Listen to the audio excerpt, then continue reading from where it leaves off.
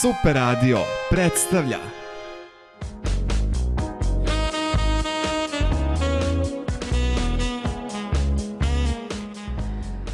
je sati 42 minuta, vi ste na Super radiju. A danas ćemo govoriti, kao što smo i najavili, o jednoj vrlo, da tako kažem, aktualnoj temi. Francuska je usvojila takozvani nordijski jedan model zakona o prostituciji i time je ova zemlja glasala za kažnjavanje makroa i muškaraca koji kupuju žene u prostituciji, a protiv kažnjavanja žena koje su seksualno eksploatisane. Reagovala su i naša ženska udruženja. Jedno od udruženja koje jesu nešto učinile po tom pitanju je autonomni ženski centar. Ispred ovog udruženja sa nama na vezi je Sanja Pavlović, aktivistkinja centra. Sanja, da li se čujemo? Da, čujemo se. Hoćete li nešto više da kažete od onog što sam ja rekla u vezi francuskog modela? Da, naravno. Dakle, Francuska je pre neki dan usvojila takozvani nordijski model koji je do sada zastupljen u Švedskoj, Norveškoj, na Islandu i evo od pre neki dan u Francuskoj. Ovaj model zakona podrazumeva da su žene u prostituciji, odnosno sve osobe koje su u prostituciji dekriminalizovane, dok se sa druge strane kažnjavaju makroji, ali se kažnjavaju i muškarci najčešće koji zapravo kupuju usluge u prostituciji.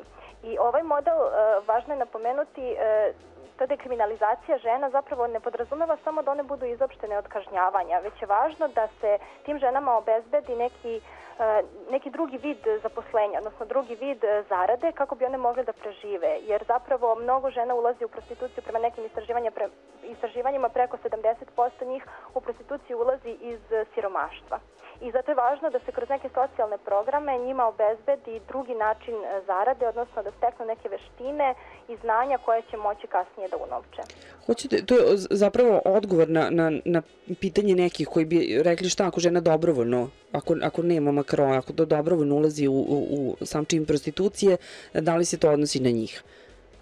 Znate kako, mi smatramo da je prostitucija zapravo jedan od najdrastičnijih oblika muškog nasilja prema ženama. I smatram da je jako opasno reći da postoji izbor. Jer, dakle, siromaštvo je jedan od glavnih faktora za ulazak u prostituciju. Međutim, pored siromaštva, tu su svakako i neki drugi faktori, poput toga da mnoge žene koje su sada u prostituciji su nekada ranije u detinjstvu ili tokom života preživele nasilje i one zapravo iz te traume ulaze u ovakav vid odnosa. Da je to normalan model ponašanja za njih, a da toga nisu ni svesne da su to naučile na neki... U nekom smislu, da. Upravo sam to i pitala, dakle, da li je to odgovor zapravo ono što ste na početku rekli, negdje i odgovor na one koji bi postavili ovako pitanje. Zašto baš za ovaj model? Da li ga i negdje vi smatrate, da tako kažem, idealnim, a da sumnjam da postoji idealno neko rešenje, ali svakako koliko je blisko idealno? Zašto baš ovaj model? Pa ovaj model je pokazao, dakle Švedska je ovaj model usvojila 1999. godine i od tada do danas pokazala su razne istraživanja u Švedskoj i nevladinih organizacija, ali i same švedske vlade da ovaj model zaista radi. U tom smislu da ne stvara uslove da prostitucija pređe u ilegalu, nego baš suprotno, dakle, ide ka tome da se prostitucija ukine. I ono što je važno, mi tražimo od Republike Srbije da usvoji isti ovaj model, upravo zato što će se time celom društvu poslati poruka da smo mi na strani tih žena u prostituciji, da mi njih vidimo kao žrtve muškog nasilja nad ženama i da mi hoćemo njima da pomognemo. Dakle, ideja je da one prestanu da budu stigmatizovane u društvu i da se prepoznaju kao žrtve nasilja i da im se samim tim zbog toga obezbedi odgovarajuća podrška. Trenutno, prema zakonu o javnom redu i miru, od januara meseca po prvi put u našoj državi se kažnjavaju i korisnici. Međutim, po istom ovom zakonu i dalje su i žene kažnjavane. Dakle, mi smatramo, pored toga naravno ima makroji koji su i u krivičnom zakonu. Mi smatramo da je važno da se korisnici ovih usluga, kao i makroji, da budu kažnjavani po krivičnom zakonu, dok žene koje su u prostituciji, odnosno sve osobe, nisu samo žene, tu su i deca i neki muškarci, da sve te osobe budu izuzete od kažnjavanja i da se njima, dakle, obezbedi neka društvena podrška i uopšte taj odnos prema njima da se promeni, da one više ne budu viđene tim nekim očima kroz stigmu i kroz diskriminaciju.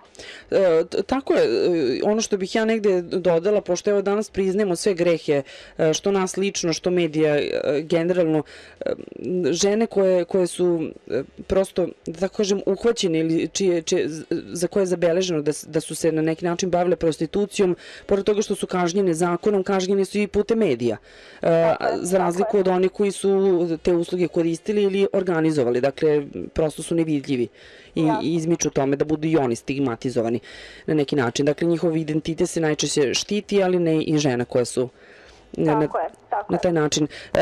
Sanja, ovo je tema koja zahteva puno vremena. Ja bih voljela da se mi sretnemo i uživo. Slažem se, meni je to sjajan predlog. I da govorimo više o tome. Znam da imate druge obaveze, pa vas danas neću više zadržavati o tome, ali mislim da je ono što smo rekli u ovih par minuta, da je dovoljno da neko stavi prst na čelo za početak i da ne samo vaše udruženja, koje nisam navela, sad ću, da ne budu ona jedina koja se zalažu za ovako nešto, nego čitavo društvo. Slažem se, i mediji tu igraju zapravo ogromnu ulogu. Tako je, i imaju veliku moć da promene stvari na bolje, ali i da učine stvari više hiljada puta grđim na što jesu. Slažem se. Hvala puno na uključenju. Hvala vama na pozivu, pa eto, u kontaktu smo. Tako je. Hvala. Ljudi sa idejama, pridružite nam se. info@superradio.rs